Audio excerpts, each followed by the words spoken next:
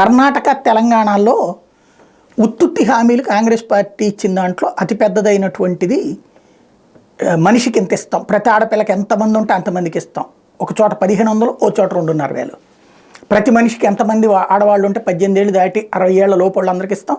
60 ఏళ్ళు దాటిన వాళ్ళందరికీ పెన్షన్ పెంచేస్తాం. ఇప్పుడు అక్కడ పెన్షన్ పెంచారా? తెలంగాణలో, కర్ణాటకలో పెంచారా పెన్షను?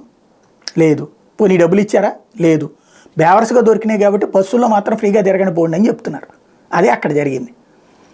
అయితే ఇప్పుడు చంద్రబాబు గారు ఆ రెండిటి మేనిఫెస్టోలని ఫాలో అవుతూ తన మేనిఫెస్టోలో మహిళలకి 1500 రూపాయలు ఇస్తానని చెప్పుకొచ్చారు. ప్రతి మహిళకి 1500 రూపాయలు చొప్పున, ఇంట్లో ముగ్గురికి ఉన్నా నలుగురు ఉన్నా తలా 1500 రూపాయలు చొప్పున ఇస్తారు. ఎంతమంది మహిళలు ఉంటే అంతమంది అన్నటువంటి.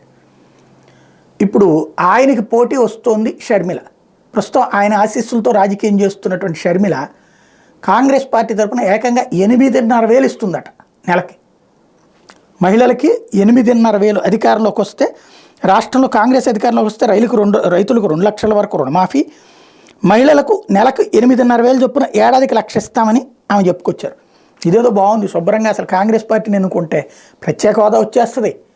ప్రతి ఇంట్లో ఇద్దరు ముగ్గురు ఉంటే కనుక ఓ 25,000 రూపాయల జీతం వచ్చేస్తాయి.